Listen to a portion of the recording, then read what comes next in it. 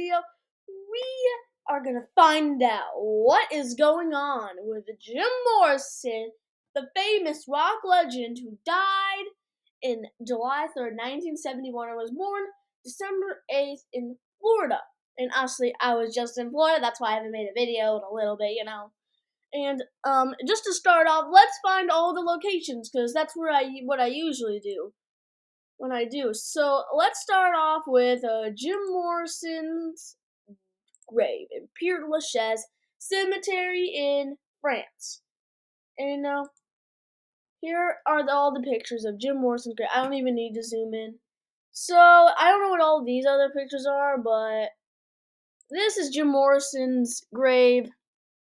It says James Douglas Morrison, 1943. You know, it's hard to believe his name was actually James. Jim is short for James. Doors. Oh yeah, if you don't know who Jim Morrison is, he was the lead singer of the Doors. He made a couple of famous songs, like "Break On Through to the Other Side," "Light My Fire," "People Are Strange." It's all that stuff. If you haven't listened to songs, you should. I recommend it.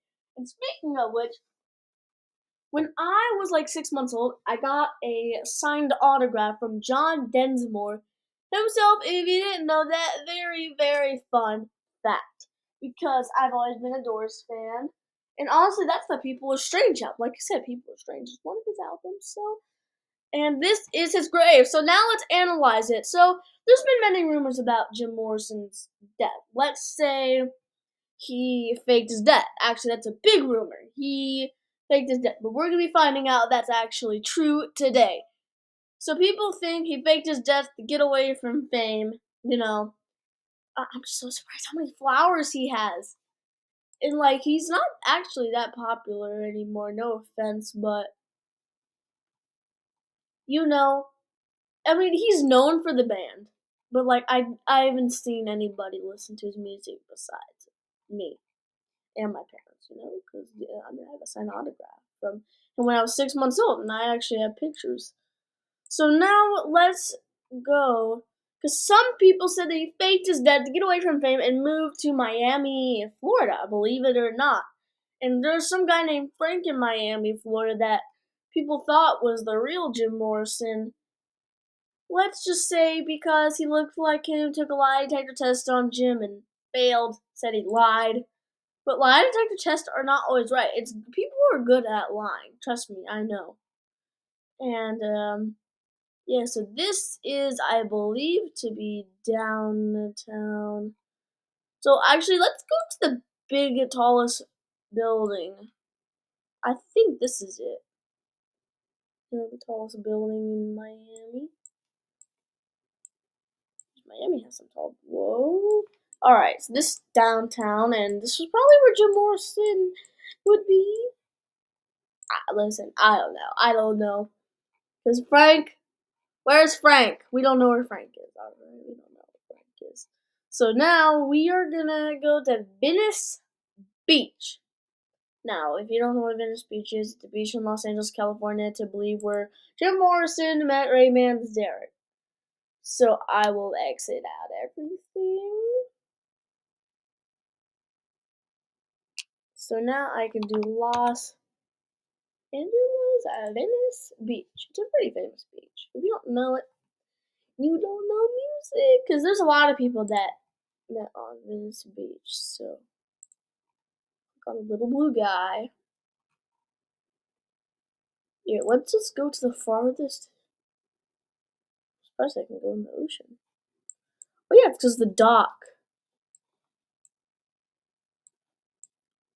Yeah, it's pretty famous for its dock. Oh, look how big Venice Beach is. So this is believed to be where Jim Morrison met Rayman Zarek. And Rayman Zarek is the piano player of the Doors, like I said. There's the rock barrier, and wow. And Los Angeles, I've never been to Los Angeles, but I will eventually. Don't worry. And now, these are pretty much all the locations I kind of wanted to show you. And now we're going to be getting on to his death. This might be a little sadder than we thought, but police have found evidence regarding Jim Morrison's death. So we all know that he died in his apartment in France, 1971, July 3rd, 1971. 27. That's really young. And I mean really young. Like, I'm actually being serious. So the sad part is they found out that he didn't even die in his apartment. He died at a nightclub in France, and they found evidence regarding that. So basically, he went to a nightclub that night. Actually, here, let's start off with the original story.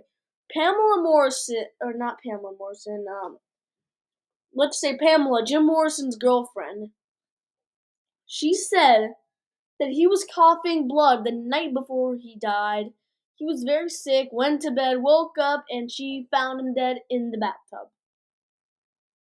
That's already really sad. So, and he said it was a heart failure. Most heart failures happen when you're 40 or 50 or just beyond 40 years old. Jim Morrison wasn't even close. There's still a chance he could have had a heart failure, but with the new evidence, he did not die of a heart failure.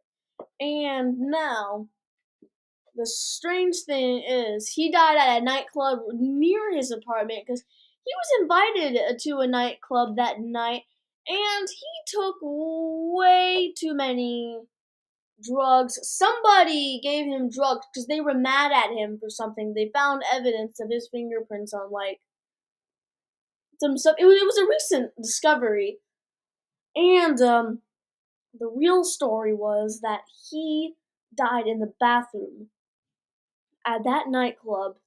They dragged him to the bathtub, and Pamela, called an ambulance and all that regarding a lie. And it's pretty good evidence, but my question is, why would Pamela lie about that? Why didn't she just tell the truth?